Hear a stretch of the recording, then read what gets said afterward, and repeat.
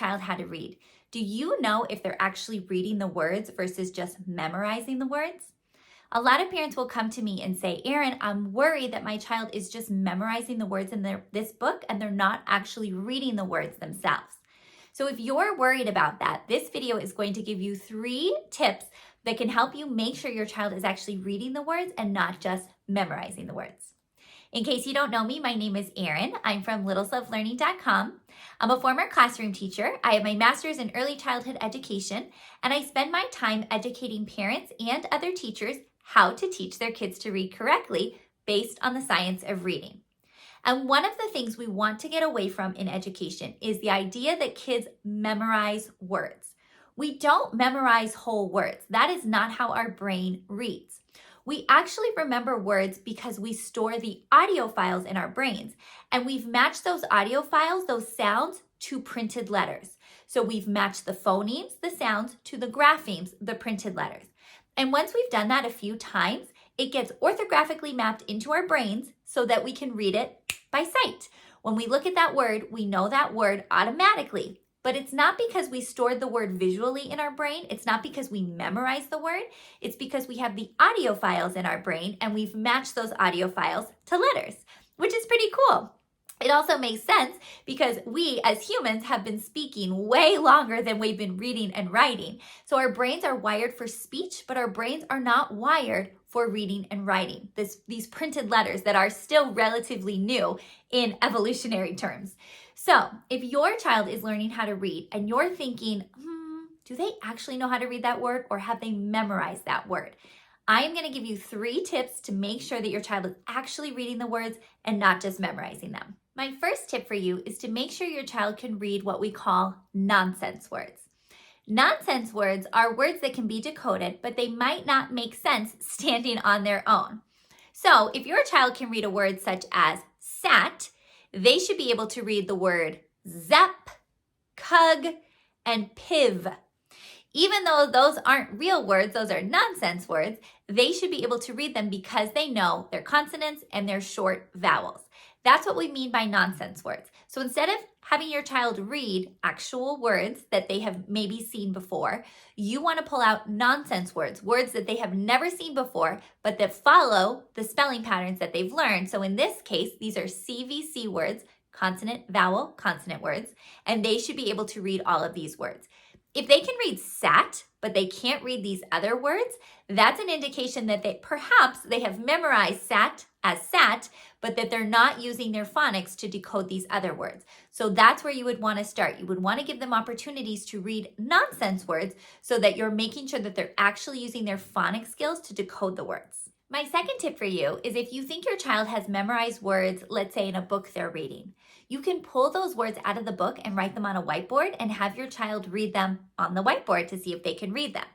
So let's say, for example, they were reading this book. This is a Bob book called Pip and Pog. Bob books are really helpful because they are decodable books, so they follow a scope and sequence, so your child should be able to decode all of the words in this book if they've learned all of those phonics skills. So let's say they've read this book over and over again and you feel like, they seem to just have memorized some of these words. Find a page and you're going to pull out the words from the page and write them on a whiteboard. So if they can read it in this book and they have no problem with that, let's see if they can read it on this whiteboard. So ran, pog, cop, into, bop, and saw. If they know these words stand alone and they don't need it in this sentence or in this book, then they are decoding the words. If they can read this page, Pog ran into Pip, but they can't read on here Pog or ran or into, then most likely they have just remembered and memorized that that's what it says on that page. So you want to pull out the words and put them on a whiteboard and see if they can read them standalone. My third tip for you, and probably my favorite tip, cover the pictures. If your child is reading a book that has pictures and you're worried that they've memorized the book or that they're using the pictures as clues, cover those pictures. In fact, that's what I did when I was teaching my son to read. Every time he read a new book, I covered the pictures first to make sure that he could decode all of the words on his own without any clues. So let's go back to our book, Pip and Pog. If I am reading this book with my child, I am making sure that I'm covering these pictures because the first sentence is, Pip was a pig. Well, if your child can see this picture, they're going to know that's a pig. So if they're seeing the P, they might guess that it's a pig. So we want to go ahead and cover that up to make sure that they cannot guess that Pip is a pig based on the picture. And we keep going. This one says, Pip had a big car. So we want to make sure we're covering up this picture, that we're not showing Pip in his big car, because that is going to give them a clue. Cover that up. Same over here. Pog was a dog. Well, if they don't have the picture clue here, they're going to have to read this sentence, and they're going to have to know that dog is dog, because they're not going to be able to use that clue that he's a cute little dog there. So you want to make sure that you cover up those pictures. In fact, in my program that I teach, it's called Play for Reading Success. I teach parents how to teach their children to read. I include decodable books in that program that don't have any pictures.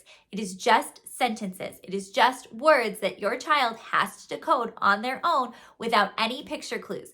And the reason I do that is so pointed. It's very specific. It's because I don't want your child to use any picture clues to decode those words. So if you do have a book with pictures, that's okay, but cover those pictures up.